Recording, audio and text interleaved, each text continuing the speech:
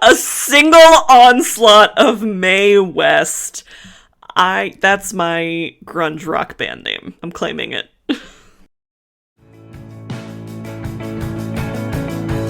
Drive the highway down the moon, past the billboard where you see me, see me, ask the people for their king. Welcome to the Silver Nitrate Witches movie review brew. We're here to explore the way we review movies. From experienced critics to posts from casual viewers, we want to talk about how we talk about movies, how that's changed over time, what directions we see it going in, and more. We are your Silver Nitrate Witches. I'm Isabel Lang. I'm a poet, editor, and tarot reader. And I'm Laura Valenza. I'm the film editor at the Brooklyn Rail and a writer. No fun kind of witch this week? I'm the Green Witch of the Village. Ah! Yes. For all the Meg Cabot fans. Yes. What a good series. Yes. And being in the Greenwich or Greenwich Village is actually pretty appropriate for today.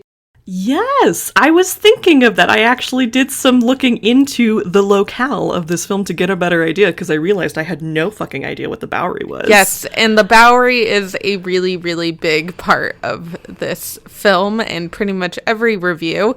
And back in little old Laura's college days was also my favorite street in all of New York City. Not because of all the bars and nightlife, but because I loved looking in the windows of the restaurant and lighting supply stores that are now all out of business. I loved taking the bus down the Bowery at night and seeing all the lighting stores aglow in the New York nighttime. And yeah, and then post-pandemic moved back here, went for a walk along the Bowery, and it was all boarded up and closed. That is really tragic. It is really tragic, and actually not totally off topic, because the movie we are discussing today and building a lot of and a lot of it is about New York nostalgia and New York history and sort of the idea of New York that often overtakes the reality and how that has shifted for us over time. Okay. So anyway, without any further ado, the movie we are talking about is She Done Him Wrong from 1932, based on the play Diamond Lil by Mae West. And of course, the film, although directed by Lowell Sherman, also stars Mae West.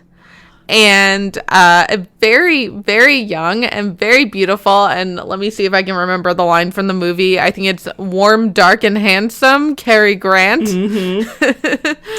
That's the line.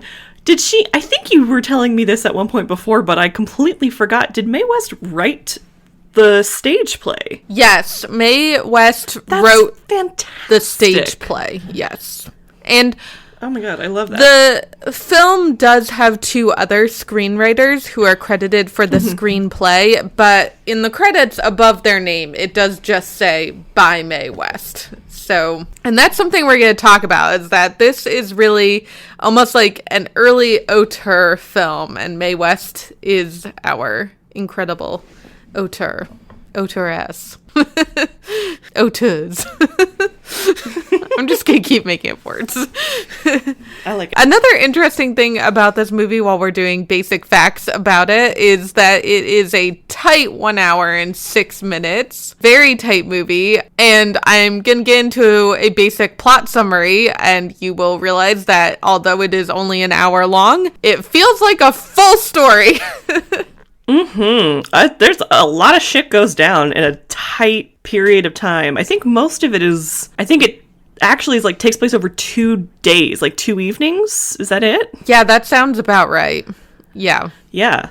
I can't say I was thinking about I don't know. That's interesting. I didn't actually think about the time span, but it does happen very quickly. It actually almost feels like, I mean, I think you're right that it is like 2 days, but it almost feels like just one long fever dream of a night.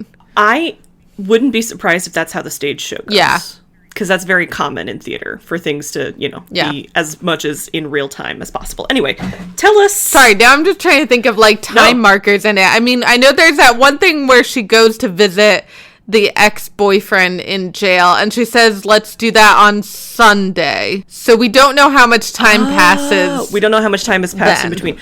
Okay, that's a good point. I was going to say, I'm going off the fact that we see 2 nights of her performances, because the first night she's in the black outfit, and then the second night she does 2 songs in the white outfit. And so that's what I was going off of, like 2 evenings, because I was like, yeah, because they could visit the guy the morning of or the afternoon of one of those days, but you're right. We don't know how much time has passed in between. But the actual time we see on screen is very little and very quick. Probably like over a weekend, I guess. Anyway, tell us the things that happen. Okay, so as we've already established, it stars Mae West and is set in the Bowery, which is a street in Lower Manhattan. It is set during the 1890s, so this was a historical movie for its time period because filmed in the 1930s, set in the 1890s, the gay 90s, as the gay 90s. The opening, what do you call the text? Credits? It's not really credits, though. It's more like that annoying thing that Star Wars does. Oh, I'm sorry, what? But they really want you to know that the movie is set in the gay 90s, and I have some interesting theories about that we'll get to later. It largely takes place in one location, although you do get some fun little street shots of the Bowery, but it takes place at Gus Jordan's place, which is a beer hall where Mae West seems to live in an apartment upstairs and then also, perform in the beer hall, where all the men are obsessed with her and they all want to be with her. But the thing is that if you want to be with Lady Lou, as her character's name is, you have to bring her lots of diamonds. And some old beaus have gone to prison trying to get Lady Lou her diamonds. And then this also sort of dovetails with this side plot that's going on that Lady Lou doesn't become aware of until later in the movie, where Gus Jordan and Russian Rita and her assistant Sergey they seem to be trafficking young women in some way and using them to get diamonds? ? I looked up a more specific synopsis of the film before this second time I watched it. It's pretty confusing because I watched it twice and was like, I'm still not following. It's confusing, and like we were saying, a lot of stuff happens, and so I'm like, I'm going to look up a very detailed synopsis before I sit down to watch it so I can remind myself, and then as I'm watching it, I can go, oh, that's this thing.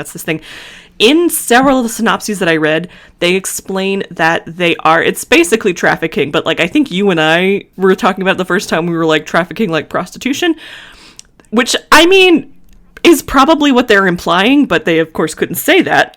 So I think a lot of the synopses I was reading say that they are sending them to California, like San Francisco, to become pickpockets. And so they're just making like a little ragamuffin band of thieves. To your point about perhaps the implication is that they are also prostitutes, my very first line of my notes is a quote from Pamela Robertson. That is, the 1890s Mae West character is always covertly a prostitute. Which watching it was like, is she supposed to be a sex worker? But that's definitely not overtly stated. And then I found this article and I was like, yes, she is. She does actually make a joke. And Pamela Robertson points this out in her article, that a woman and her child says something about how she's such a fine woman, or the finest woman. Oh, one of the finest women to walk the street. Her response is the finest woman who ever walked the streets. So I didn't catch that the first time I watched it, but I did this last time. And I was like, I'm sorry, what did that lady say? Also, I think it's really important to have this context that she is typically playing a sex worker, even if she can't overtly say that, because the whole movie makes a lot more sense that way. I mean, well, her rooms above the club make a lot more sense, I think, in that context, because it's sort of like an old Western saloon, and she's the madam who lives. It looks like a brothel situation, and it probably was at one point in time, which is why there are like apartments And I'll show you one advertisement later that has, a picture of Mae West on it and then a little tagline that says the "come up and see me" gal. Which definitely feels like code. Yep. Anyway, moving right along. Yeah. We left off at Russian Rita and Sergei trafficking young girls. And so Mae West does not know about this. Her only fault is that she uses men to get diamonds to make lots of money. That's it. And that's not really a fault. There are some people in the movie who would like to make her feel like that's a fault, but really it's just brilliant on her part. And there's a lot of very dumb men who fall for it. So, but that's their problem. Anyway, next door to Gus Jordan's place is a mission, which I didn't realize this until I looked into the movie a little bit more too, or like saw this in a credit line, I think. But I think it's actually supposed to be a temperance organization run mission. Yeah. Oh, okay. You picked that up. I didn't pick that up. I think most mission organizations at that time were organized around that, but my entire understanding of missions and Salvation Armies from this period of time comes from my starring role as Salvation Army member number 3 in a production of Guys and Dolls Jr. that I did at theater camp when I was 14.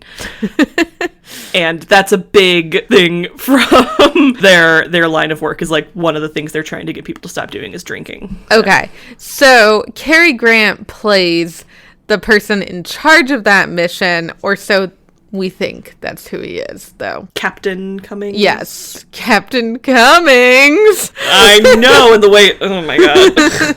Anyway, but yes. And Mae definitely has a little bit of a crush on him, but he seems to be the only man immune to her charms. Well, he's a man of God. Mm-hmm. Allegedly. Basically, one of Lady Lou's ex-lovers breaks free from prison, tries to get back with her. Chick Clark. Oh my god. Also, can we talk about all of their accents? Oh my god. I think my favorite is the way they say Noivus. I'm so nervous. I'm not Noivus, but you're gonna make me Noivus. Yeah. It's a good one. Yep. Mm-hmm. Spider. Whenever the bouncer's name. Oh my god. Yeah. I'm guessing it's Spider, like the bug, but who knows? I believe it is Spider. So Chick Clark breaks out of prison, tries to get Mae back. She resists. He threatens to kill her. So much drama ensues.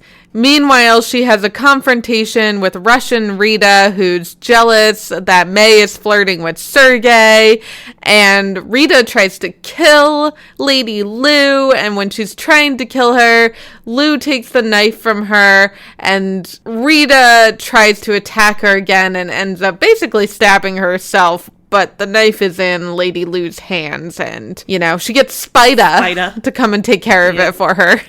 So yes, all this drama ensues. Eventually it is revealed that Captain Cummings is actually this agent named the Hawk, who has actually been spying on everything, trying to figure out what corrupt dealings are going on. He catches all the bad guys, and when he's taking Lady Lou away and she thinks she's going to prison, he reveals to her that his idea of prison is actually to marry her.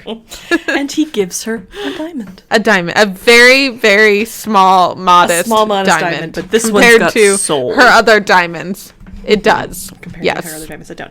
I don't know if it's important for any of the things you're going to bring up later, but there is another character that I do think seems important to mention, Dan Flynn. He's just like a low down scumbag kind of dude. He clearly wants to have Lou to himself. He's the one... He seems to think buying the building is going to buy him It's not necessarily buying the building. He is not in trouble with the law himself, but he figures out how to get everybody else in trouble with the law. I didn't catch this the first time I watched it, and I understood it better the second time. Right, because he's the one who sent Chick Clark to prison. He's the one who sent Chick Clark up the river, and he also is, he's up the river, that's what they call it. He's in Sing Sing.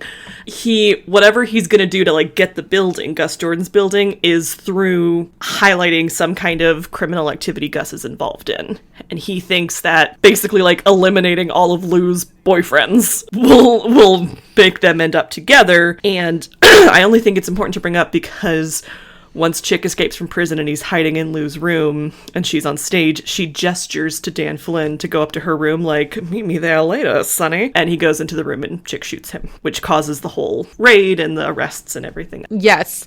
And another, I think, couple details that are important to note too, just to give you a sense of Lady Lou's personality. She is very much the diamond-clad lady with a heart of gold. She does actually, when she finds out that, I think it's Dan Flynn is also trying to buy the Mission building and kick out the Mission. No, it's not. I don't think he's trying to buy the building, but the guy who owns the building, like they can't pay rent because they're a mission and they're like a nonprofit, and he's going to kick them out, I think, is the situation. But whatever, that doesn't matter. What matters is the point you're about to make, which is what Lou does. She uses her diamonds to purchase the building and make sure that the Mission can stay there, which actually, now that you explain that more, I have some questions about some coded anti-Semitism in that scene, yes. But that might be another podcast. Some more great bits about Lou is one of my favorite lines is whenever she's giving this guy the diamonds to buy the building the Mission's in, he's like, how do I know these are real? And she says, you never heard of me cheating anyone, have you? To which he responds, no, not about money. Which I don't know what you had planned next, but I think this, just because we're kind of in this moment of praising Mae West, would be a good aside to talk about the card that I pulled for her. Yes. Because I think it's very fitting for this whole conversation. Okay.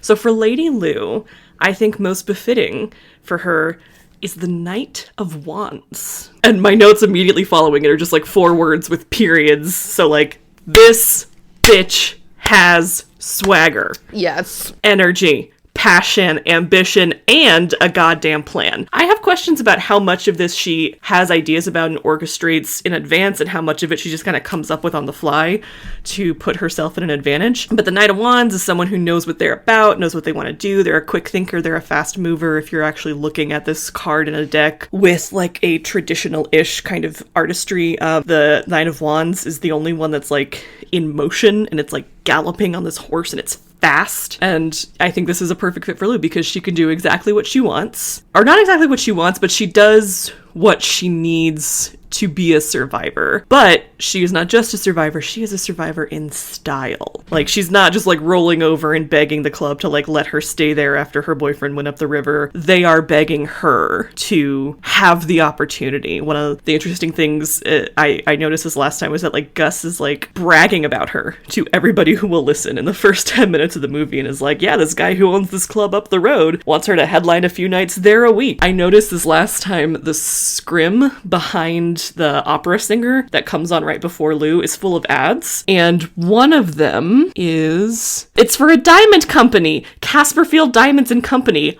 Our Lou wears them, like she's some kind of 1932 influencer. So she really, when you think about it, like she's doing these things that she has to do to survive as a woman in 1932, because outside of the realm of like a man facilitating these things for her, she would not have been able to do these things for herself at that point in time. But like, she's doing it in style, she's doing it her way. She's not going to wait for her ex-scumbag to get out of prison. She's making the best of a bad situation and coming out on top, which is exactly the Knight of Wands. And I love Totally. Her. Yes. I also have some for Captain Cummings and Sally, but we can read those as we come to them if you want. Captain Cummings might actually be a good one to do now, because what I wanted to do was give a little bit of historical context for this movie before we move into reviews and analyzing it a little bit more deeply. And I'm going to read a couple paragraphs from an article I'll probably return to multiple times throughout this discussion because it is by far my favorite. It is from Movie News Weekly, and it is called Cary Grant Gives the Lowdown on Mae West, motion picture actor who plays opposite Diamond Lil Gal, knows her more intimately than most anyone else. And so this was the second in a series of articles by Cary Grant entitled The Girl I Went to See Once and Came Back to See Again. That's delightful. So if you want to give us a little bit of Captain Cummings tarot before we dive into this. Absolutely. For Captain Cummings, I am seeing him as the Emperor. Now, I think it's important that this is for Captain Cummings, that I imagine him like just as the Captain Cummings character before we realize him to be the Hawk. Because he's like a fatherly, like leader, I got you kind of character. This card is bound by like rules and norms and like the way things are supposed to be done, but not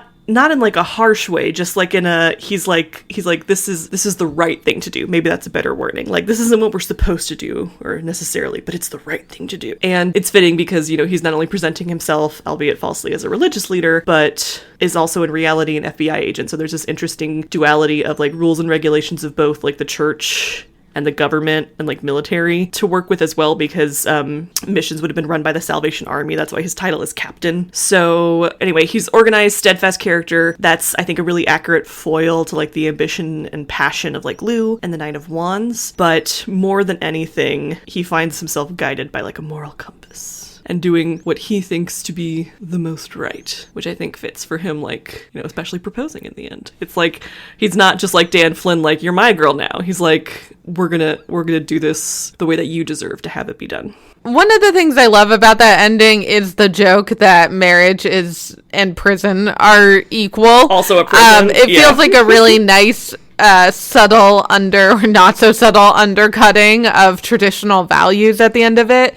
And which seems even more fitting considering that she probably wrote those lines. And I think the other great thing about it is it could almost be like, oh, Lady Lou has been trapped and she has lost her freedom because now she has to marry this man and be Cary Grant's prisoner, which I'm pretty sure is actually how he phrases it. But she has this great line where she's basically like, I think he tells her that she's a bad girl, and she's basically like, she's basically like, you ain't seen nothing yet, and he's kind of like, all right. He's super into it. So, I mean, the ending's a little bit kinky. It's not really a traditional cutesy, oh, they're gonna get married and she's gonna be, you know, a nice tamed shrew now. So oh, gee, that's an interesting comparison. Well, Shakespeare actually comes up again in this conversation. Oh my god, I can't wait. All right. Tell me about Cary Grant's effusive articles about Mae West. So right before Mae West did She Done Him Wrong, and she also, I believe they came out in the same year. There's She Done Him Wrong and I'm No Angel. Both came out in the same year. But so a lot of people saw She Done Him Wrong as her film debut. But she actually appeared in another movie before that, but as a much smaller supporting character. So I just want to tell this story of how she came to this star vehicle of She Done Him Wrong. I realized I don't really know much about her. I know her name, but I don't actually know anything she's been in. This is the first movie I've ever watched. Well, this was probably the first movie most people ever watched her in. Okay, so Cary Grant says, now that Miss West has achieved such staggering success, it can be told frankly that neither Paramount nor she anticipated such a result. Her first assignment was a subordinate role in Night After Night. George Raft and Constance Cummings and Alison Skipworth were featured in this, which, does anybody remember any of those people? No.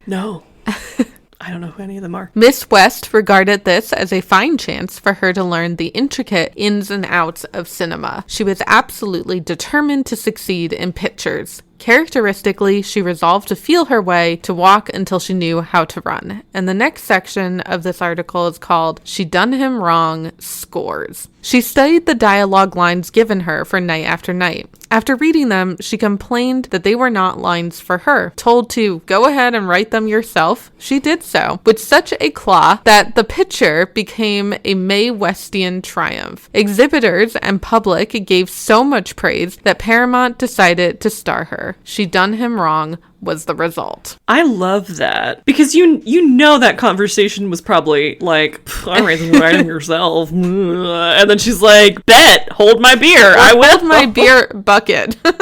Hold my beer bucket. There's butter in the bottom. Be careful. The beer bucket is a really big feature of Gus Jordan's place in She Done Him Wrong. Which I did tell you. I was going to tell you the story of this. So they are... Okay, so Belle and I were very curious about the mystery of the beer bucket in this movie. I just mostly thought it was hilarious. There were these little old ladies coming around with a bucket of ice to get a beer. And, like, even Captain Cummings at one point is, like, trying to, like, shame one of the ladies. And she's like, fuck off, basically. But, like, in a nice way that you talk to a priest kind of way. So I found this brewery that actually has a part of their website called The History of the Beer Growler. So it is the first growler. Okay. Basically, you know, it said that as early as the 1800s, tin pails, pitchers, glass jars, or jugs, or other vessels were used to carry beer home from the local pub. So there were lots of forms of this, but, you know, the bucket was one of them. And they have a couple different theories on why they were called growlers. One of them is that the beer sloshed around, and when the carbon dioxide escaped while sloshing, it created a growling noise. The other one was that there was growling as a result of the bartender not wanting to basically fill the whole pail. Container, and the customer wanting a full pail, which I think is why the old ladies are talking about put butter in it to get rid of the suds. Putting butter in the bottom because then you could get more beer in there. You could get more beer for your buck. Love it. This is like the beginning of the drive-through daiquiri. Except you're walking around with a bucket of beer.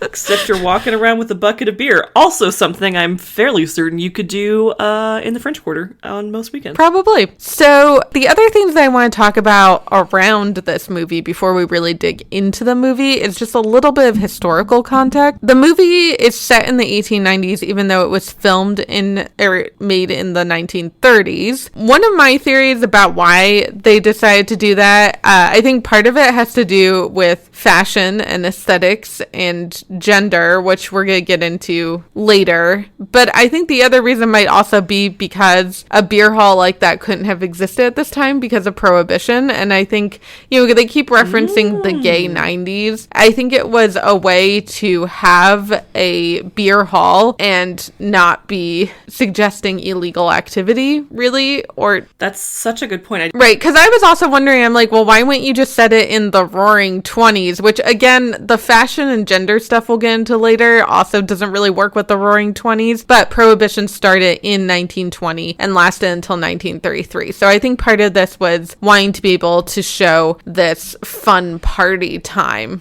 Not depicting specifically illegal activities. So another thing that I think is kind of interesting to understand about this time is the censorship in the film industry. So this is during that Hays Code era, or technically I think this movie is kind of talked about as like a pre-code movie. The Hays Code put into place rules about what could and could not be shown in movies. And it was really about like protecting people from indecency. I hope you can hear the air quotes I'm making right now. So the Hays Code was adopted in 1930. It wasn't really mandatory or formally enforced until 1934. So I think you could kind of say that this movie is pre-code, which would explain, the hints at sex work and sex. Period. That's it.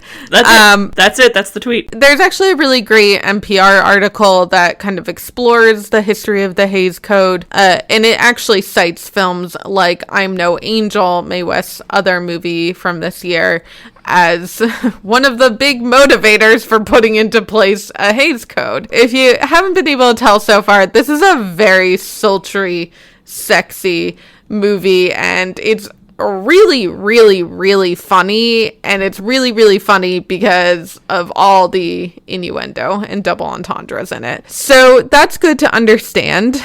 Knowing all of this, you might think that people would not review the film well. That is actually not what I found.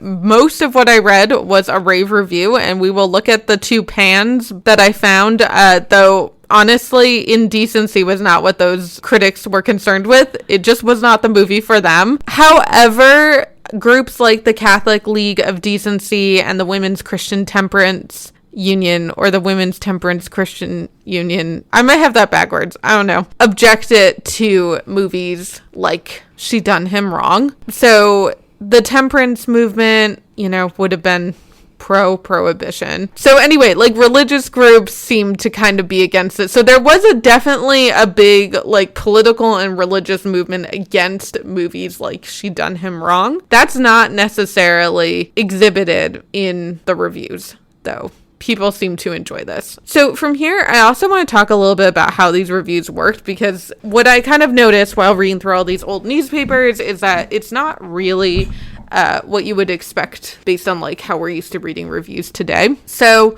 largely reviews appeared when a movie theater, the local theater, was playing the movie. So there was normally an ad for the theater on the page, and we can look at some of those ads later because I think they reveal a lot. And then there would also be a brief article reviewing the movie. And what I noticed is that these articles are pretty much the same across like every paper. So I suspect that they were really a press release that somebody just, people might have taken some liberties with, but more or less reprint it in their paper whenever the movie theaters were playing it. So, one example, just to kind of like illustrate how much this was really more advertising than it was criticism. One paper had 2 ads for 2 different theaters that were showing She Done Him Wrong. And then it also had 2 different reviews in the like columns of text. So it really was about advertising screenings at the theaters. And so then the other interesting thing about this, which just gives a little bit of context for how some of these reviews worked, is that the studios at this time often owned the movie theater. So you'll hear references to the Paramount Theater. Paramount Pictures is also the production company for this movie. And I did find this really interesting article on the U.S. Supreme Court's website called The United States versus Paramount Pictures. This is from 1948. And it basically said that the United States sued to restrain violations of the Sherman Act by 5 corporations which produce motion pictures and their respective subsidiaries or affiliates which distribute and exhibit being showing in a movie theater, exhibit films and own or control theaters. Yeah, so there was actually, this was like a lot of legalese. It did not really make it through. What was the Sherman Act? Does not explain here, so that would have to be another rabbit hole of research. Basically, it says that the complaint charged that the first group of defendants conspired to and did restrain and monopolize interstate trade in the exhibition of motion pictures. The Sherman Antitrust Act makes illegal monopolies. Okay, all right. So, yeah, and so then it said that so it's exhibiting motion pictures in most of the larger cities of the country, and that their combination of producing, distributing, and exhibiting motion pictures violate it. Made them a monopoly. That makes sense. It's interesting because I was like, yeah, I feel like you don't really see that anymore. I mean, I've definitely seen old historic buildings that say like the Paramount Theater, and it's clearly Paramount Pictures font. But that's like a historic no, like actual historic buildings from this time period. That's what I mean, is like it's like that's not, it's no longer like a capital HB historical building. Like it's preserved for reasons. Yeah. Though I did also find an article saying that Sony Pictures recently purchased Alamo Drafthouse, so I don't know. I guess maybe they're trying to have their own movie theaters again.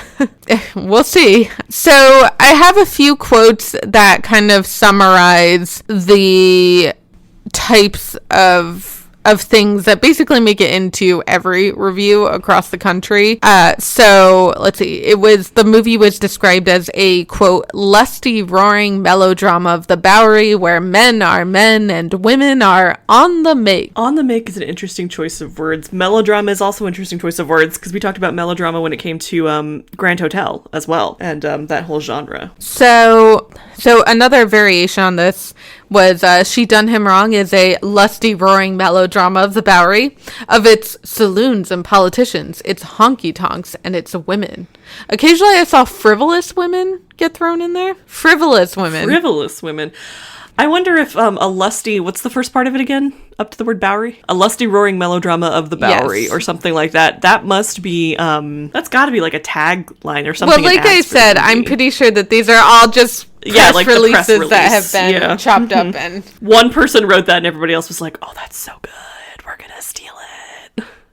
So another refrain that was very common in all of these was, quote, Miss West, most spectacular figure on the present day stage, has won fame not only as an actress, but as a playwright, singer, novelist, and whatnot. She made her movie debut in a character role in Night After Night, and in She Done Him Wrong, her second film, she appears in the starring role. She wrote the story as well as acted in it. Very nice. Very sing-songy and praisey of Mae West. I'm loving the good vibes. So I here. actually want to go back to our friend Cary from the Movie News Review and read to you the first couple paragraphs of his article, because I think that that last quote also hints at some of Mae West's past, and it might be nice to have a little bit of background. She was in vaudeville. Her influences come from vaudeville. Yes, that is very, very clear here. One of the things I wrote is like, you can tell this is a movie that was made by vaudeville folks. And she was known first as a playwright and a Broadway stage performer. And she was known for creating plays that people found controversial.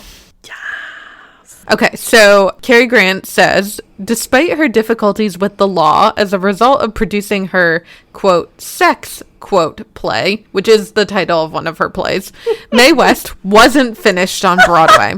She had hardly begun. She wrote another play, Diamond Lil. So Diamond Lil is what became She Done Him Wrong. Is Luke. It was a frank, rowdy, roistering play dealing with life on the Bowery during the gay 90s. She directed it herself and starred in it. It was much similar to her first picture, She Done Him Wrong. Diamond Lil proved to be one of the greatest successes in theatrical history, not alone from a financial standpoint, but from an artistic viewpoint as well. It ran for months. Park Avenue millionaires crowded in to see Miss West. So did visitors from out of town. When the show went on the road, it played to tremendous business. And now we're going to get into some important broader historical context. Then came the Depression. It hit the movie business hard and knocked box office receipts galley west. The Great Depression. The Great Depression, yes. The Depression. I thought he was just saying like, and then Mae West got depressed. The whole country did, Belle. Okay. Yeah. The whole country did. The All right, alarmed sorry, film continue. moguls cast eyes about for aid to get the customers back into their theaters. Mae West was one of the new personalities brought to Hollywood by Paramount. So that's how she came to be in Night After Night.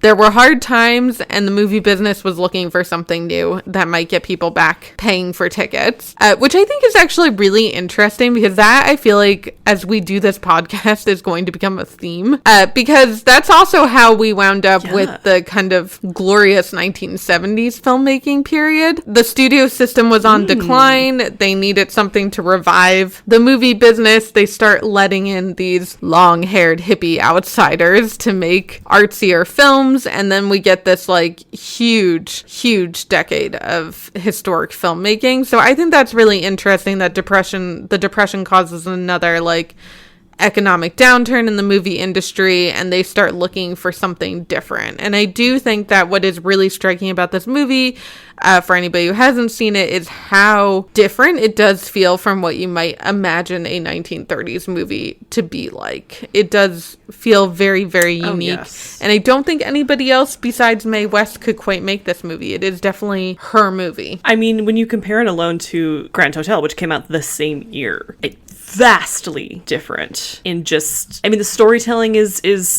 a similar way of storytelling in that like a lot happens in a condensed period of time, which makes sense because they're both based on stage plays, but like it's surprisingly quiet and personal in a way that Grand Hotel is opulent and not imaginative, opulent and just big. I don't know if quiet is the right word, but it seems appropriate. Totally. I think something else that is interesting to point out while we're on the subject of how Mae West came to Hollywood, she, is a big hit in this other movie that she wasn't even supposed to be a star in, and so they give her a chance, which She Done Him Wrong, that becomes a huge success, but She Done Him Wrong is an adaptation of her play Diamond Lil. And so I think something that's interesting is like the two articles that I brought in as examples of criticisms of it are both from a newspaper called the Brooklyn Eagle.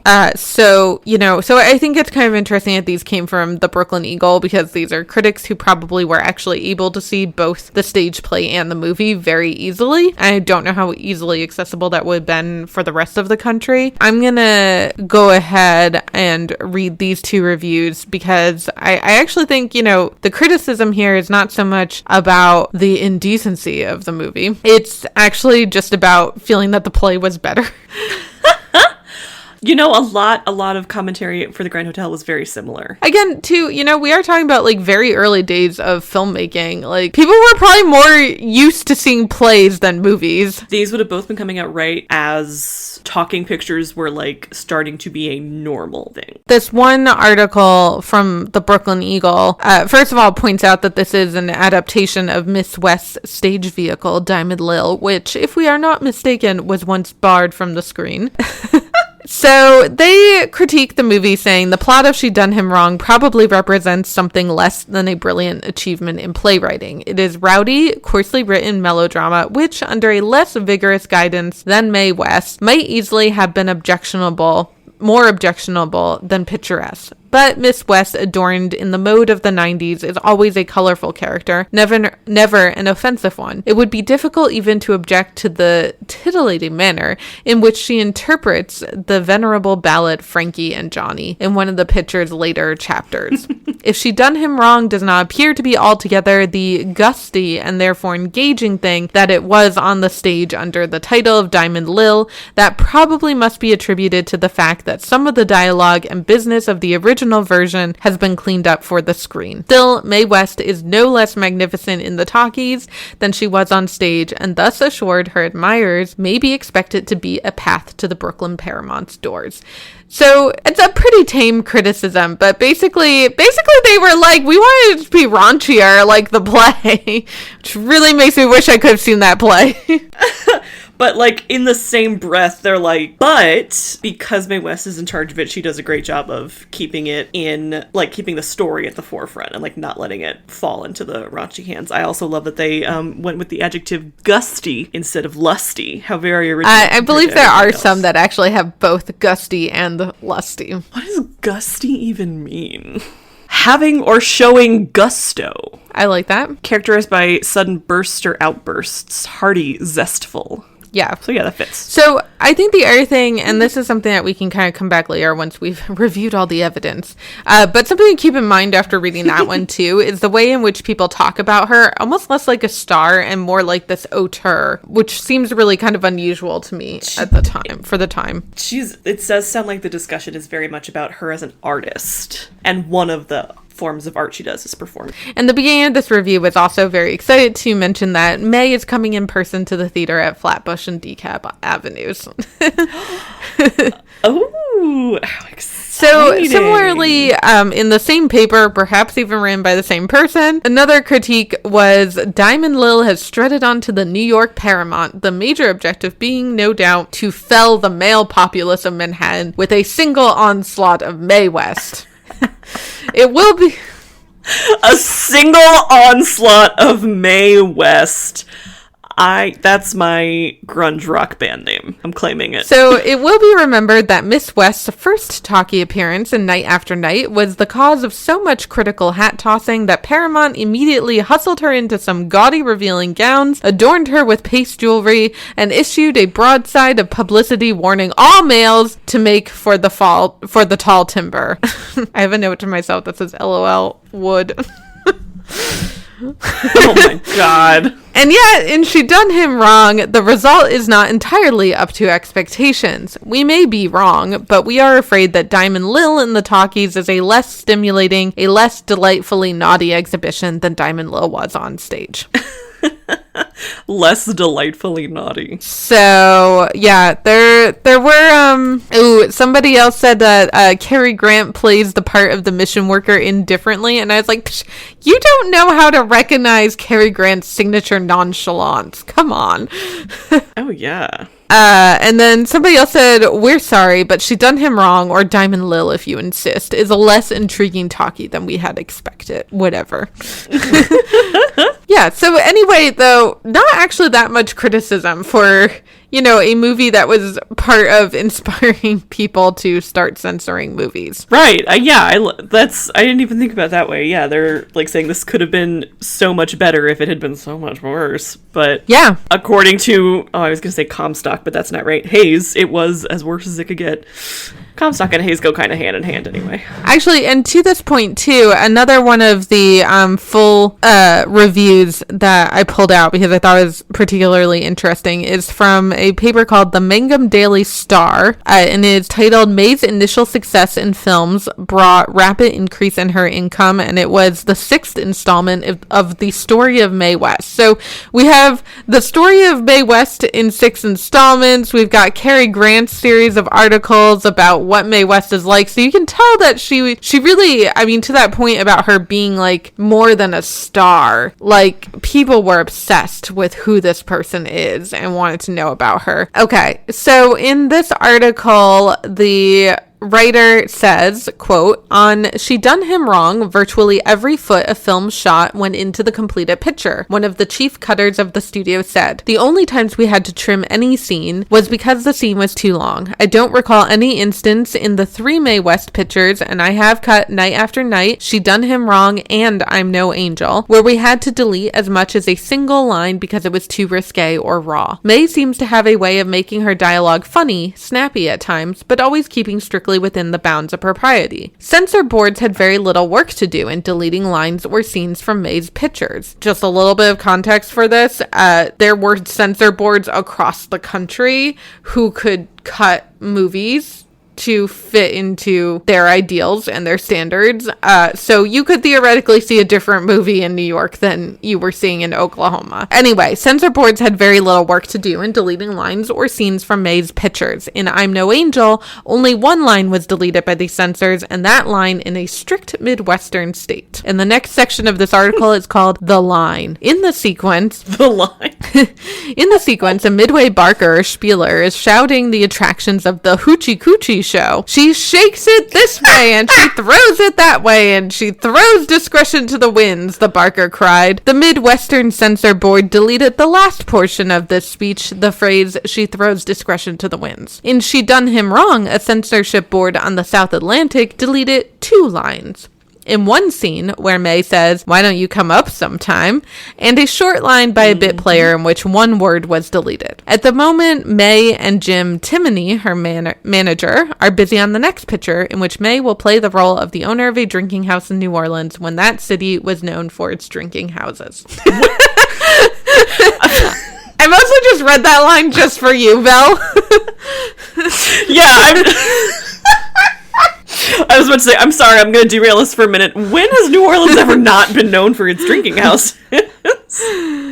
I love it. What is the one single word? It doesn't say what it is. I know, right? I also want to, not only did I struggle to find pans of this movie, and frankly, it was panned because it was not raunchy enough, and they liked the play better, but the movie was wildly popular. So we've already kind of hinted at, you know, the movie biz is looking for a resurgent interest in spending money on movie tickets during the Great Depression. They turned to new types of entertainers like Mae West, and She Done Him Wrong ends up being exactly what they were looking for, which makes sense to me too. I mean, you know, if you think of, you know, the exquisite costumes and the diamonds, and it's very funny and it's light and it's happy, like it's exactly the kind of movie you'd want to go see when like everything sucks. Yeah, exactly. So I think that's why too there's such an emphasis in the reviews and in the publicity and in the movie itself of it's the gay 90s. This is very much we're promising that we're going to take you out of this horrible Great Depression and you're going to go someplace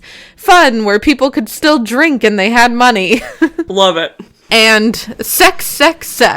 Booze, money, and sex. I just want to read to you some of the lines from reviews that just emphasize how popular this movie was, because I think that that's important to understand. Exhibiting an unprecedented record, Mae West and She Done Him Wrong has been seen by theater goers all over the country time and time again. Another newspaper writes, few pictures in the history of the show business have enjoyed the popular return engagements demanded of theaters in connection with the showing of Mae West and She Done Him Wrong. This picture has become a screen classic, the popularity of which has grown and grown until the appetite of the American public seems impossible of satiation. Mae West and She Done Him Wrong will be shown again the third time at the Fox Granada Theater. If it was enjoyed the first 2 times, there's every reason to believe that it will be enjoyed even more this time, because the Granada is re-showing the original print. Another paper said, repeated requests and phone calls have made the return engagement of the Mae West film possible. And our pals at the Brooklyn Eagle, who wishes that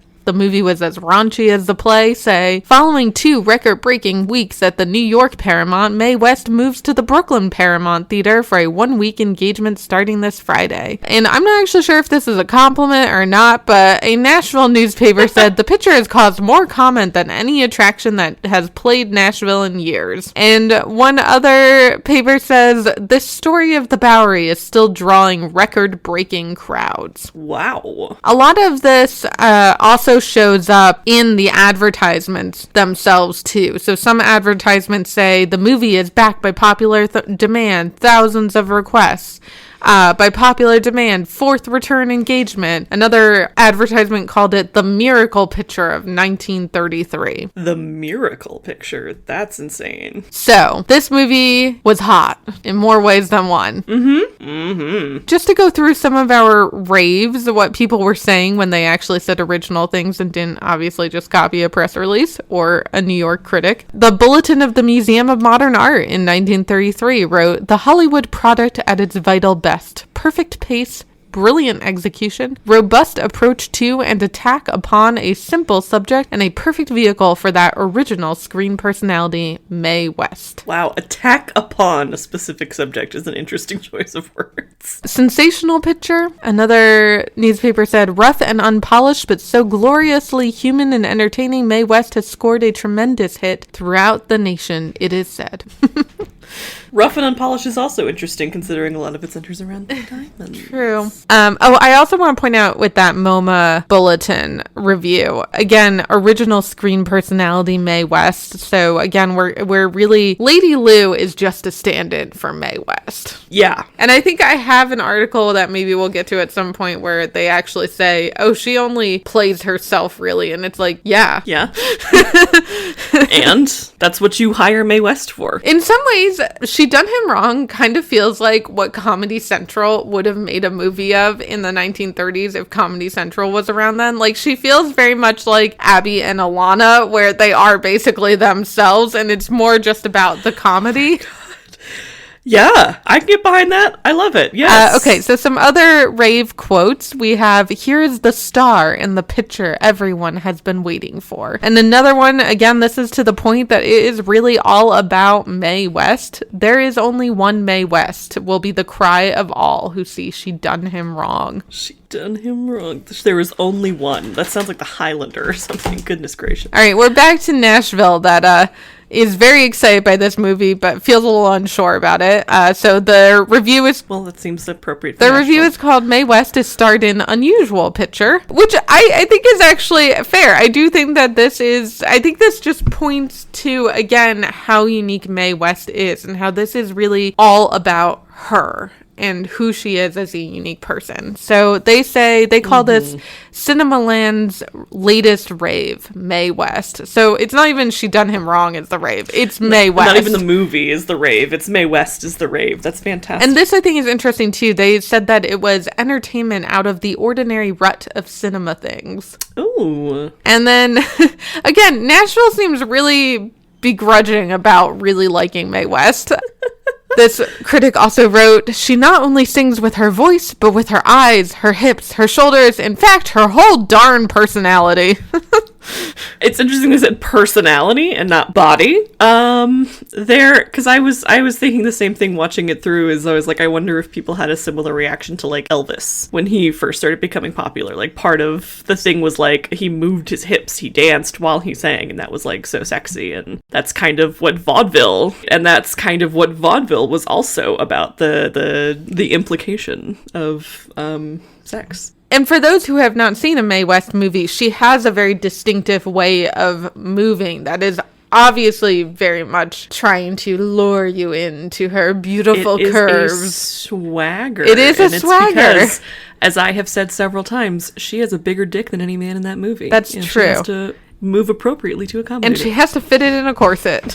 She has to fit it in a corset. That's how I should have ended it. I have one other rave that I would like to quote from. This article was called Mae West in Lusty Comedy Opens Today. Lusty.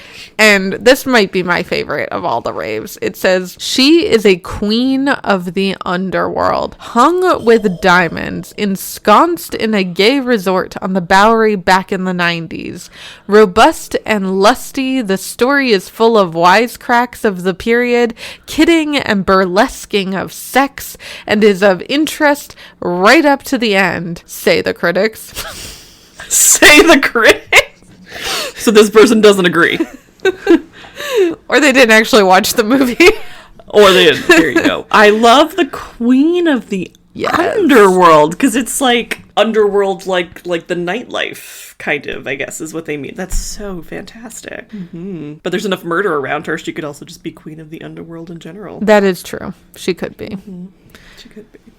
I'm constantly haunted by the scene of right after Rita has died and like the police come into her room because Chick Clark has escaped, and she just combs Rita's hair over her face and like just sits there brushing her hair so that they don't know she's dead, and her just combing the hair of this dead woman under the eye of the police. That's Queen of the Underworld if I ever saw it. It is. And I think it's also something else that I want to talk about, and the next section that I would like to talk about is appearances and gender. Okay. And I think to that point too, while a lot of these reviews talk as if this movie is very much geared towards a male audience. I mean, we've already had the warnings about how men should take for the tall timber, I think was the phrase. Run for the hills! Mae West is coming! Basically. So there's a lot geared towards men, and I think I'm actually about to get to another even more outrageous quote about men watching this movie. The movie, though,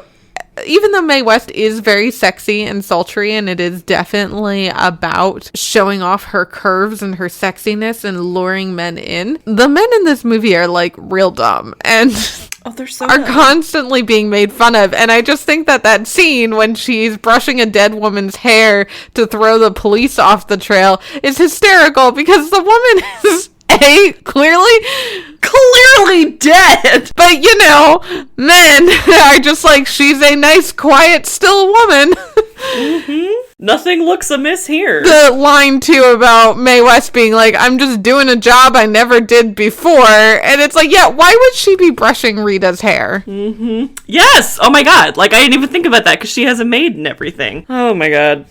Why would Rita come to the bar needing her hair done anyway? It's not a hair salon. No. So, yeah, no, it's just a great moment of just how stupid the men are in this movie. But that's okay. Just keep watching her hips, boys. There you go. Mm-hmm. Everyone is stupid, I would argue, except for Spida. Yes. Spida knows what's going on. Yeah. Like, Chick is going to kill you if he finds out you're cheating on him. And she's like, that's right. And then he knows how to get rid of the body. And then he's like, your boyfriend is in the alley behind the bar, and be careful. And yeah. Spida's the only smart one. Appearances and the performance of gender are really interesting in this film. They're not only interesting in this film, but they're interesting in terms of how people react to the movie, in terms of men who were completely bewitched by Mae West and women who suddenly really wanted to be like Mae West. So She Done Him Wrong actually caused a paradigm shift in the fashion industry, basically. Oh. Before we even get into that, when the movie was coming out in theaters and people were writing reviews about it, one of the interesting things that people talked about was women's sizes. I'm already mad. And you haven't even said anything, and I'm mad. Okay, I'm ready. I'm not ready. Quote, "She Done Him Wrong" is a lusty, roaring melodrama of the Bowery, where men are men and where women were hefty. Oh. Hefty, Miss West thinks, is just the word for it. For the average Bowery chorus girl of the gay 90s period, her research disclosed, weigh 130 pounds and stood in the neighborhood of 5 feet 9 inches tall. Which, by the way, if you're 5'9" and 130 pounds, you were a very tiny person. Yeah. The present day Corinne, on the other hand, comes in 110 pound sizes and stands about 5 feet 3 inches tall. And I also would like to point out that was one paragraph in a 4-paragraph review, and that was the longest paragraph. Just, oh my god. So tell us about how you're feeling right now. I would have to say my feelings are pretty hefty. You know what? I was gonna say I applaud her for just like matching their vibe and being like, yes, I did research on the specific body types of characters, and like I think again this might be another example of Mae West making men look dumb, because honestly, where do you even get that research from? Right, exactly. Like, I have to wonder if they were like, so you're pretty fat for a chorus girl, huh? And she was like, all right then, and just came at them with this like, here's my detailed research. Well, and to that point, multiple reviews used a line that went something like this. Quote, "Enough energy for at least 4 people was expended daily by slight 119-pound Mae West, spectacular Broadway stage star and writer, during the time she sojourned in Hollywood, starring in She Done Him Wrong, a film written by herself." Why is that necessary? I don't know. I'm also like, how do you even fact check that? I mean, if somebody called me up and they're like, so you're 119 pounds, right? I'd be like, sure. Yep. Yep. Yes, that is correct. Mm-hmm. Yeah. I don't know what I thought you were going to say whenever you said they were going to be talking about women's bodies. I guess, like, because, like, everybody's in very tight outfits, and, like, there's, like, an actual chorus girl, like, showgirl kind of act right before her, where they're all scantily clad or something, or they're, like, her curves or her big tits or something like that. But, oh my god. In another article from Cumberland, Maryland, that was just quoting a New York review, called "Mae West Adds Glamour to the Strand Screen." It says, "Mae West is magnificent in this picture," writes Bland Johansson, critic of the New York Mirror, and reviewing She Done Him Wrong, opening yesterday at the Strand and continuing midnight tonight. "Mae West, the hottest girl in town, including Saturday night, makes her debut as a screen star in this feverish adaptation of her infamous..." I'm sorry. We had to stop. The hottest girl in town, including Saturday night? I don't know. I read that one over like 3 times, and I don't know. Oh my god. I mean, are there more hot girls in town on Saturday night? I guess? In Cumberland, Maryland? That's just like the Flight of the Conchords, like, you're the most beautiful girl in the room. Yeah. In the whole wide room. Yeah. Anyway, I apologize. Take it again. Okay. Mae West, the hottest girl in town, including Saturday night, makes her debut as a screen star in this feverish adaptation of her infamous Diamond Lil. And it is indeed a picture. Bold, blousy, lusty, and uninhibited, BLOWSEY. It is the greatest entertainment the good old Paramount has offered in seasons. A man's picture. It will restore Grandpa's boyhood and age the sophomores.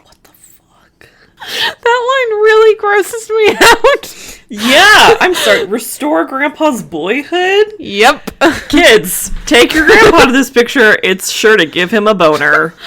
What the fuck? Blousy, coarse or ruddy. Oh, okay. So, yeah. Good to know. Gutsy. It works. Yeah. And then what was the aging sophomores? Yeah, a man's picture. So this is to the point that I made earlier about how this seems very advertised towards the men. Yes. And yet the men are so ridiculed in this movie. Yes. A man's picture. It will restore Grandpa's boyhood and age the sophomores. So if you haven't had a boner in a long time, or if you've never had one, come to Tonight's this the night. Tonight's the night. Including Saturday night. But yeah, it's like It's like a lot of these reviewers at the time probably maybe would not have had seen it. But, like, there's a chance, like, especially the ones that are, like, pulling things from other newspapers, like, these are just people who are reporting stuff for circulation and interest, and so people who would not have had seen it. But it's like, they either can't have seen the movie, or they were just really, really seeing what they wanted to see. And they were like, this is a movie about a pretty lady with a lot of diamonds, and that's it. I mean, this is the review where they just took a review from another newspaper and reprinted it. But even in that newspaper, like, did that person not see it? Or were they just like, pretty lady, lots of diamonds, that's all I'm getting out of this movie? Yeah. I don't know. The last part of this review, I think, also speaks to this other strand that we've been picking at here about Mae West as being this person bigger than typical stardom. She's more than an actress. She's an icon. Yes. Miss West herself is the most colorful personality acquired by the talkies. Superlatively sexy, typifying the meaty lure of the Bowery calendar. She sells her allure for laughs. Frankly low down, she is able to be funny with it. Her honest, forthright sexiness is wholesome and refreshing after our saturation with the sickly languor, the anemia and gloom popularized by the foreign sirens. She's a healthy-looking American girl, that's what she is. Nothing to be nervous about. Nothing to be nervous about. Wow. Oh, God. What a dunk on European women. I know. Sorry, Greta Garbo. Yeah. I mean, if you look at her in Grand Hotel, it's a little thin and sickly looking, but that's like the character. That's the point. That is the character, and I suppose she is gloomy.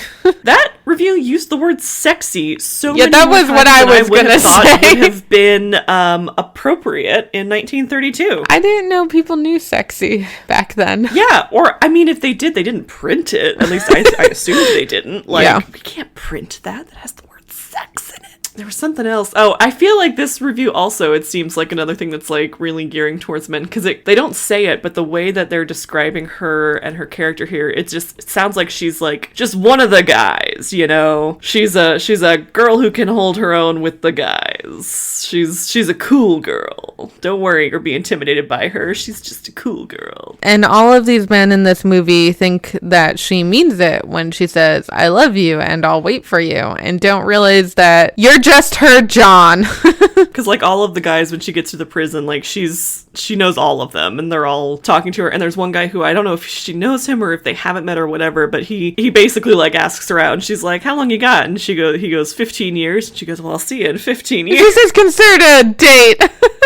Yeah, she's like, it's a date, I'll see you in 15 years. He's ecstatic about this. I think the only one who doesn't believe her is Chick. Yeah, and yet he also seems to think that he can either get her by force or he'll just kill her. Yeah. Back to sexiness, though, appearing multiple times in this review, to the point of other things I didn't expect people to say into the 1930s, and this is now segueing into our next section, which builds on appearances and gender, the fashion section. Variety describes Mae West's costumes as her being decked out, quote, with so much jewelry she looks like a Knickerbocker ice plant. And I just loved knowing that back in the 1930s, diamonds were still referred to as ice. Oh, yes. I didn't even think about that, but for sure. I mean, I'm guessing they just mean like New York City, because a Knickerbocker is like a New Yorker. There was the Knickerbocker Ice Company. That's what it is. So like a factory. Like she was like a building full of ice. Yeah. Okay. But yes, I love how it's still called ice. How appropriate. How timeless. Like diamonds. So moving into fashion and how this kind of connects with the whole appearances and gender roles and everything. Like I said, this movie actually had a huge influence on fashion at the time, especially in Paris. Well, all those sickly European ladies have to have something to look forward to. So in this article in Vogue, they said, with the return of the 1908 lady, I predicted the comeback of big hat, very much trimmed with feathers, flowers, or tulle. Mae West as in Lady Lou, she done him wrong in New York. The movie was called Lady Lou abroad. Has become the idol of the cinema fans in Paris, and Lady Lou with her big hats and her big ways has superseded the Greta Garbo Marlene Dietrich school. She has brought on a craze for masquerading in pre-war attire. That's hilarious. And she does wear very big hats in that movie. It made me think of like the hat scene, not the hat scene, the races scene. Races, not racist, scene in My Fair Lady, where they all have the big ridiculous hats and Audrey Hepburn's hat is like 4 times the size of her head. Move your blooming ass! Yes. Also interesting to compare any kind of fashion to Marlene Dietrich, who Wore suits. famously dressed like a man 90% of her life. Well, and I think actually to the point about gender, because there is something very masculine about Mae West's demeanor, and I think it's She's interesting. got a big dick. She does, and I think it's interesting that A her name metaphorical is dick. Sorry, I'm not trying Lady to imply anything. Lady Lou. Oh, yeah. So is her name Lil in the stage show? It's Lil in the stage show. Does she go by Lady Lil, I wonder, or is it just Lil? I think it's Diamond Lil. Diamond Lil. Interesting adjustment. Okay, sorry, continue. This article from Harper's Bazaar in 1933 called Tricks of the Carriage Trade writes, "The toast of the continent, the darling of the hour in Europe, is Mae West, whose film Lady Lou, to them, she done him wrong, to us, practically dynamited Paris. Everyone has been to see it. They compare her to Réjeanne, I don't know what that means, to Lillian Russell, and when she drives onto the screen in her Victoria, an excited whisper sweeps through the house. La voila! Due to her, a series of fashions that we can only call Mae Westian are developing. Taffeta petticoats hooked around the waist with good old-fashioned hooks and eyes, rustle under Schiaparelli skirt. You see midnight blue evening dresses with long midnight blue tulle boas. Boas of ostrich feathers are all over the place, often thrown backward, but Diamond Lil boas all the same. What this undulating siren will do to the autumn fashions is still a matter of speculation. The fact remains that to date, Madame Schiaparelli has seen the film twice. Mainbacher has been 3 times, and Jean Patou has sat through it 4 times, he thinks. Maybe 5. Okay, I have a couple of things. One that really grabbed me was the thing about the petticoats, because I remember that being a conversation in the movie when she's dressing up Sally. Is her maid is like, should we put another petticoat on her? And Yeah, and there's like an implication that it's easier to get raped if you don't have enough petticoats on. okay, and I mean, petticoats are the thing that like adds fluff. Yeah. Right, and so Lady Lou's not really wearing much petticoats. Like she's a very like bodycon kind of look to her dress. And so what I think is really interesting is that the fashion that seems to have been picked up is just like the idea of like opulence, really, more than anything. Well, and I think the really important thing to remember here too is going back to our historical context. This is coming out of the Roaring 20s, where Right. the new woman was boyish with short hair, Short skirts and short hair. skirts, and Yeah. those dresses were normally boxy and loose fitted, and being very Right. twiggy and boxy was in style, and it was really going for this sort of like boyishness, really. Yeah, okay, so And really just gender like harkening bending. back to femininity and curves. Which, you know, when a lot of these reviews start with, you know, when men were men and women were women, I think what they're saying is we're going back to performing very traditional Victorian ideas of masculinity and femininity. And what I would love to start digging into is, what does that really mean? Oh, okay. So I have a poem for a poet. Yes. So this is also from Vogue. The poem is called Protest. And then it says, to Mae West. Ooh. Mae, we've worked for years and years with diets, girdles, and brassiers to subdue what you, as Lady Lou, have made the latest Paris rage. For you've revived the ample age of pectoral bulge and dorsal heft. But look at us, we've nothing left. You had the courage of your curves. We have only shattered nerves. From starving to be smartly thin on black coffee and saccharin. Outraged, we cry millions strong. Mae, it's you that's done us wrong. And this was written by Francis Shattuck. I love that. I love it. I love it. I too. love using saccharin to make the scansion work. It's like it gets the rhythm right and also a delightful historical factoid. Saccharin is like Also, heft and ample made was another one that I heard. Heft made another appearance. Ample was another one that I heard. Pectoral bulge, Yeah. a very classy way to get around saying tits. Yep. Dorsal whatever for her hips. Yeah. Classy. I love it. Also, brassieres, not something I thought you would have printed regularly in the 1930s, outside of like advertisements, which would have probably, I don't know, my dad growing up was a very big fan of not, instead of saying bra or brassiere, saying foundational garments, Oh, God. which is what I always thought they would have advertised as, in the early days. I don't think I've ever heard that or seen that before. That's what they were referred to before it was apparently appropriate to print the word brassiere. Speaking of which, here's May in her undies, in her foundational garments. Her foundational garments. Oh, wait, this article is called Mae West Reveals the Foundation of the 1900 Mode. The other thing I remember catching from the one you just read before the poem was calling her fans Mae Westies or Mae Westian. Which some of the other full reviews I print out too also use the phrase Mae Westian. Mae Westian. Mm-hmm. Do you think the Mae Westians got into turf wars with the Garboites? They might have. Which was the one that we had last time. Yeah. I think we have undulating hips again in this article. Undulating. That's a good descriptor word. That's what her hips do. They do not lie. They undulate. The story by Cecilia Ager, also from Vogue, September 1933. It talks about how, first of all, Mae West grew up wanting to look like the Venus de Milo and how everybody agrees that she succeeded in doing so. Yeah. Apparently her secret was rubbing, cocoa butter or something on herself. So that makes you look like the Venus de Milo. Yeah, I think we've come full circle. What I wanted to talk about was this article, for me, I feel like really brings together a lot of what we've been talking about, and this idea of appearances as being more than just fashion and body. Yes, a lot about what we were talking about. There's a great quote from Mae West in here that says, "I didn't discover curves after all. I only uncovered them."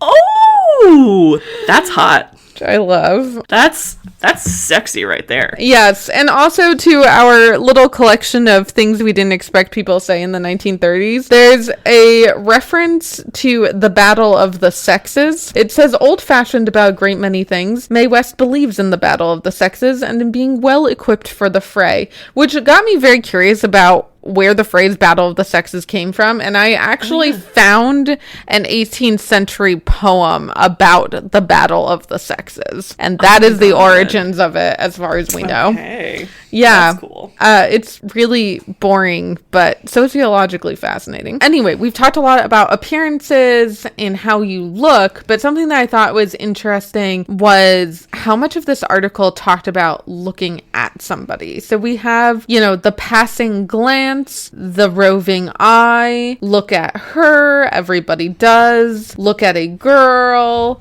have something to look at because there's nothing for them to look at anymore. So I just thought that was really interesting that we're not just talking about looks in terms of, somebody's sexy appearance, but there's also a verb component here of the act of looking at and presenting yourself as something that needs to be looked at. And, one of the biggest things that's advertised in the reviews and the ads for this movie are Mae sings 3 songs in this. And indeed, her performances on stage are a very big part of this movie, even though plot-wise they're really totally insignificant. But it's really just a chance for her to go up and be, sexy and sing a sexy little song and, be humorously in contrast to the stuffy old guy singer who always comes before her that everybody seems really bored by. It's like on 30 Rock when they pacify Jenna by letting her sing Muffin Top over the end credits. Yeah, exactly.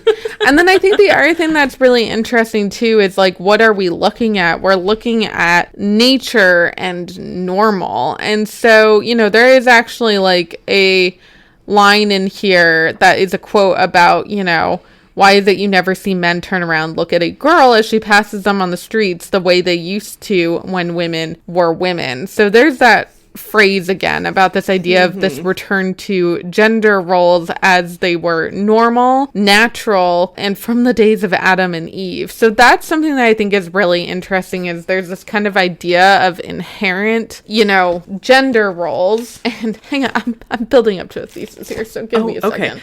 Can I give a piece of evidence that I think furthers this from the film? Yes.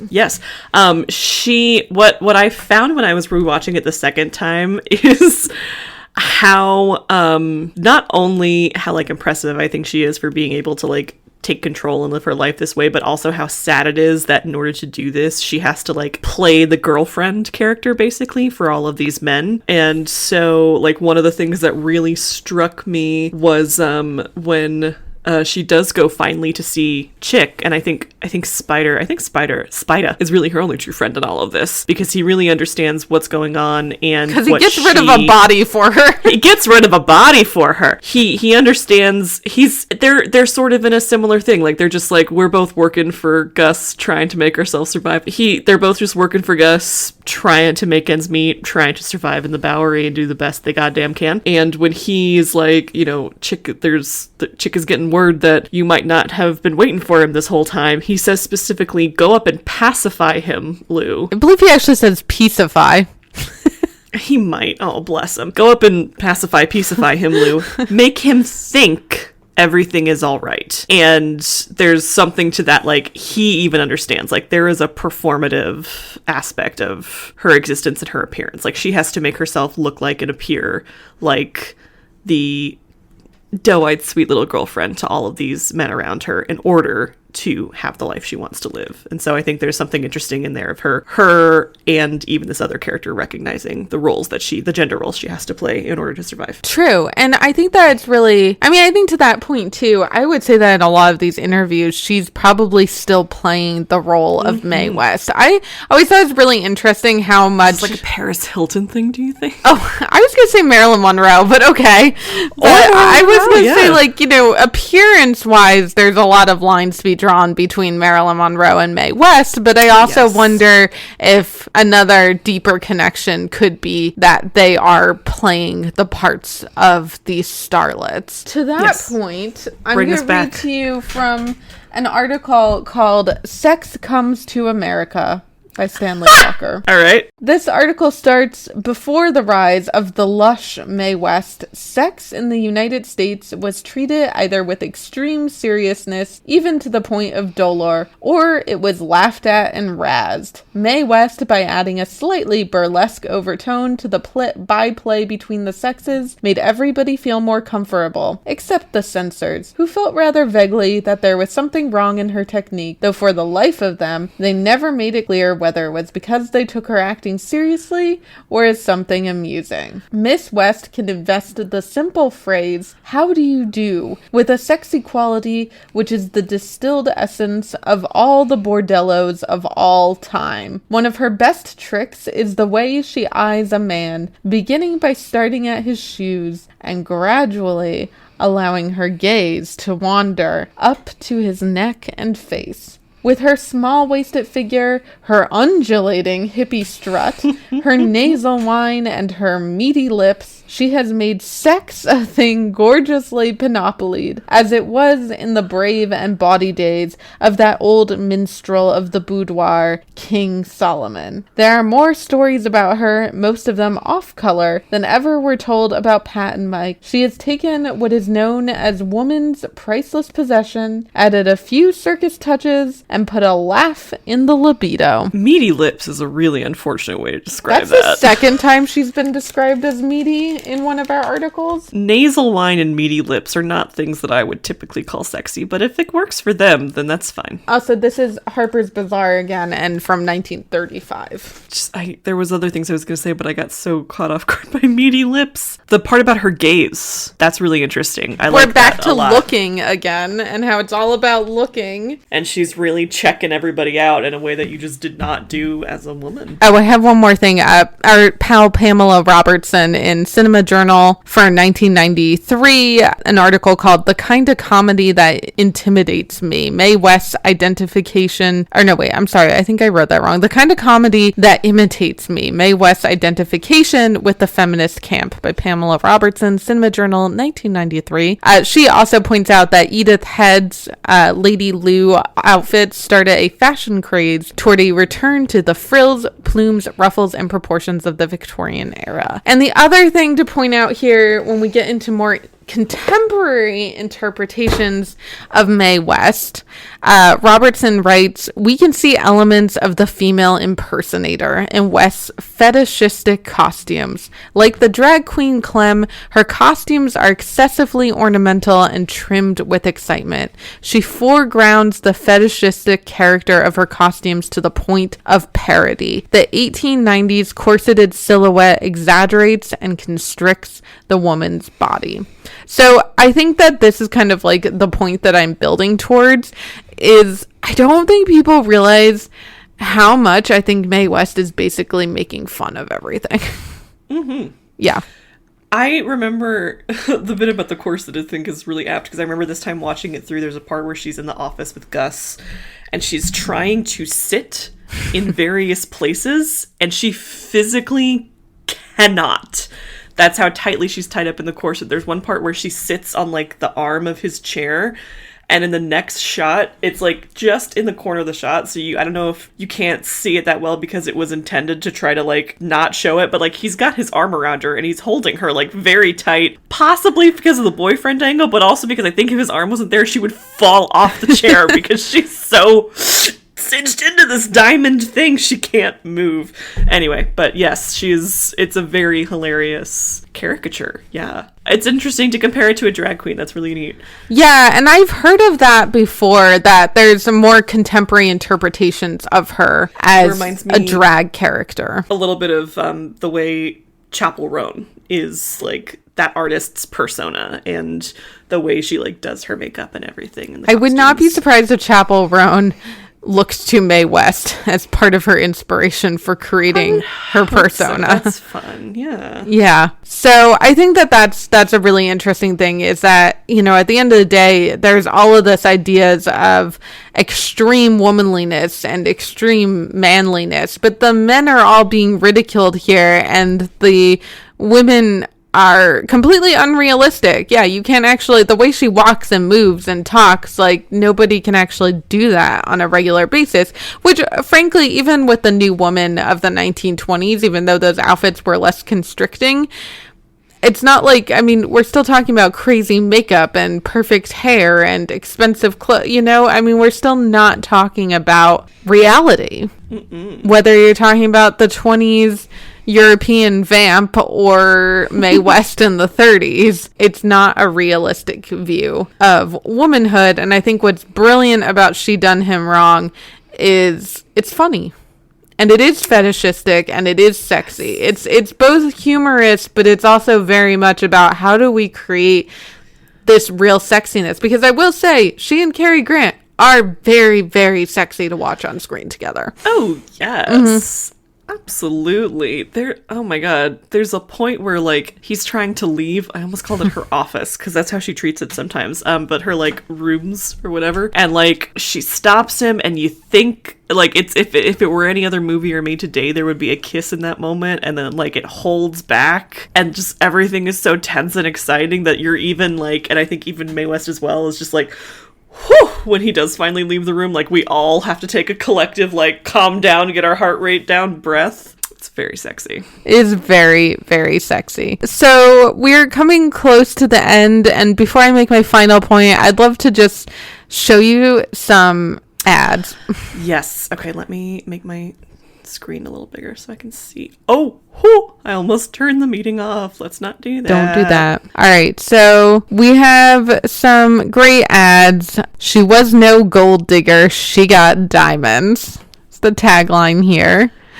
Diamond, Gold digger. yeah, Diamond decked Lou, the Bowery's light o' love, mistress of the street where beer was a nickel and love has a price too. Mae West, who made Broadway blush, brings to the screen her brawling scarlet saga of a Frankie and Johnny gal, which is the name of one of the songs she sings. It's the name of one of the song about Just don't take a chance. I'm missing those. It's one of the songs about a man cheating on his wife. Yeah. Interestingly enough. I also like the note, this picture was made for adults only and the youngsters will neither understand nor appreciate it. That's interesting because we haven't the last couple times because we're watching movies that have predated the rating system, but that's like as close as you would have gotten for that time. That's so funny. Yeah, we have the most common tagline was, he was her man, but she done him wrong. We've got the petted darling of Broadway gives Hagerstown a few thrills and shows the entire nation a hot time. Hot time. Yep. No gold digging for me. There's another one. We got this nice sultry picture of her. Yes. We've got the brawling scarlet tinge saga of a Frankie and Johnny gal. Oh, and 3 big days with the hottest mama ever let loose. Really, it's not a kiddie's picture. Oh my god. Hotter than Saturday night. I know, but I love this part. Really, it's not.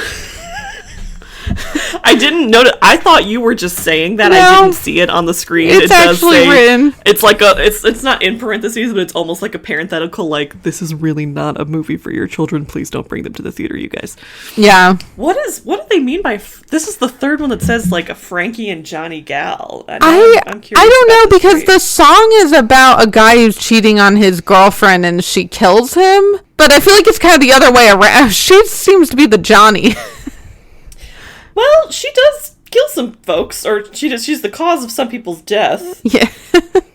I also like that this one actually says author and star of Sex, that play that got her into some legal troubles. That's true. That's true. Oh, this is the one that says gusty, lusty, roaring romance. Frankie and Johnny is a real-life murder. Oh, really? It's an American murder ballad based on the real-life 1899 shooting of 17-year-old Alan Britt by his older girlfriend Frankie Baker in St. Louis. I think it's just that there is death around her that she inadvertently or maybe on purpose causes, and that's the only connection here.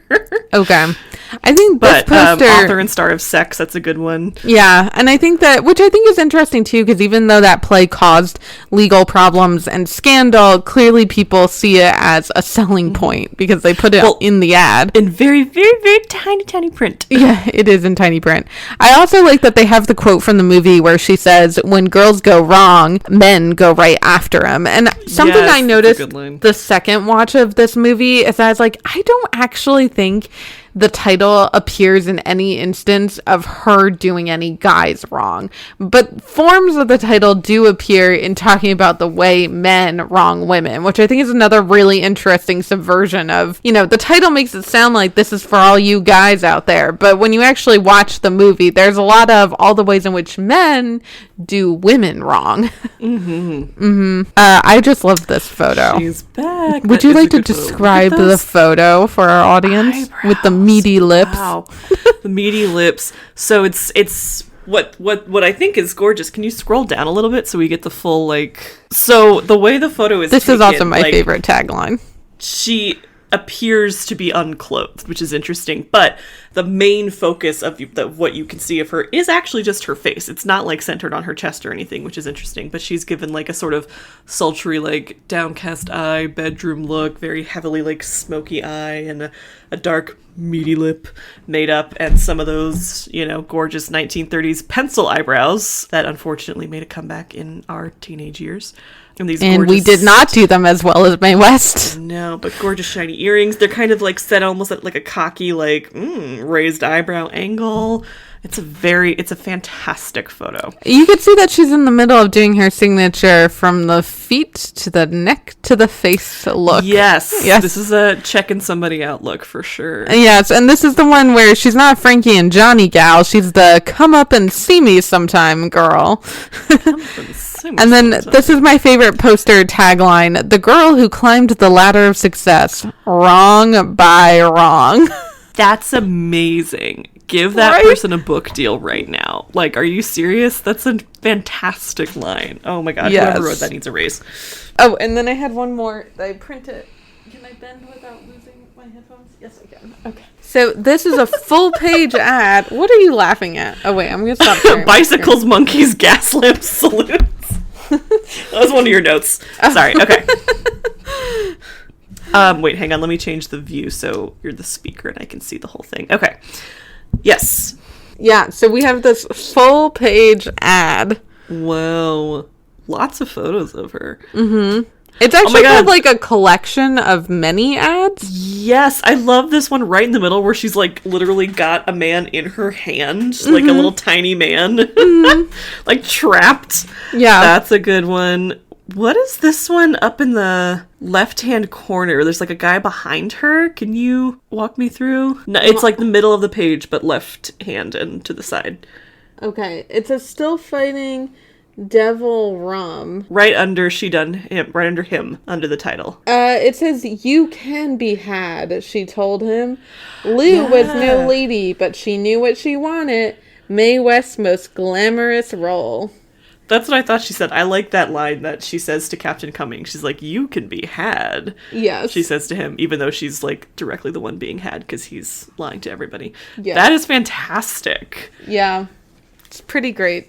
It's gorgeous. Okay. So, to wrap up, though I have so much more I could talk about, but I feel like we're coming towards a natural close. Ain't that just the way?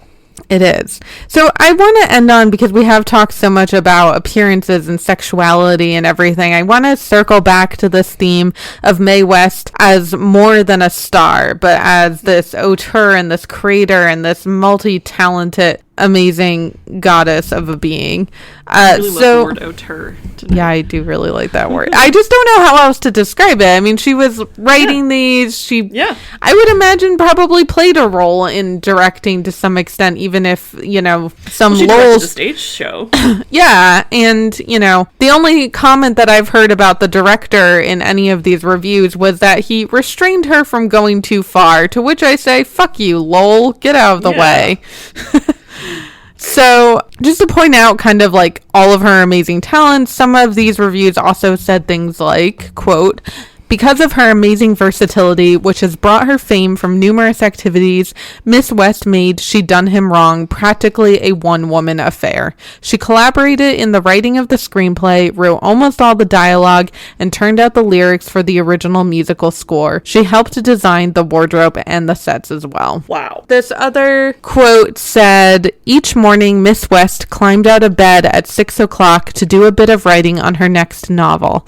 At 8, she was at the studio to apply makeup and select costumes for the day's scenes. Then, during the interval during the scenes all day, she hurried to her dressing room to work on a new play. At the end of the day's work, she viewed the rushes and criticized them.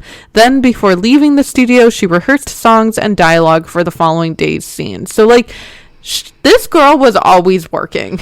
For real. She woke up at 6 a.m. to work on her novel before going to the studio. Yeah. I'm always impressed at that idea because I remember... I won't get too much into it, but there's somewhere else that I read about an author waking up at 5 a.m. to write for 2 hours before her son got up to go to school. And I remember thinking, there is nothing in this world or in my life that I have been passionate about enough to wake up at 5 or 6 a.m. and do it every single day, on top of having an entire work day and rehearsal and everything else coming afterwards. That's very impressive. Just to continue on this point, another review writes, "Miss West, most spectacular figure on the present day stage, has won fame not only as an actress, but as a playwright, singer, novelist, and whatnot." That's the second time someone said whatnot. Yeah. Which is interesting. Yeah. Yeah.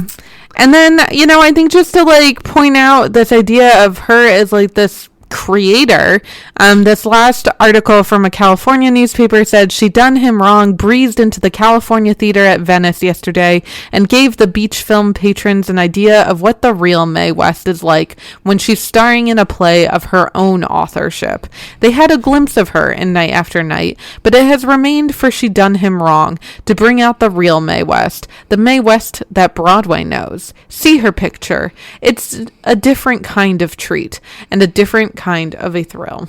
That's a glowing praise. I love that. The real Mae West. The thing that I love the most of all of this is just reading about how she was this really, really hardworking, extremely talented woman who, you know, maximized her days to just produce work and was really determined to see it happen. I think that's something that stands the test of time, absolutely, because as we were talking before, like I was saying, this is the first movie I've ever seen her in. Like, I knew who she was. I knew of her name, and I knew, like, culturally about her as, like, a historical figure in Hollywood, but I was like, I couldn't tell you a single movie she was in or anything she actually did. Her name was just pervasive across the history of film. Going back to our pal Cary Grant's story about working with Mae, he has this great line that I think sums it up. He says, "And Mae West is the woman responsible for it all. Of that, there can be no question." That's beautiful. I know.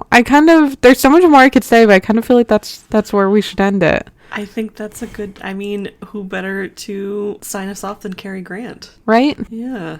Yeah. I think this movie is clearly made by a bunch of people, one in particular, who really love the business we call show. And it's wonderful to see Cary Grant praise and acknowledge that. Yeah, totally. On that note, I think that's a wrap on She Done Him Wrong. She Done Him Wrong. All right.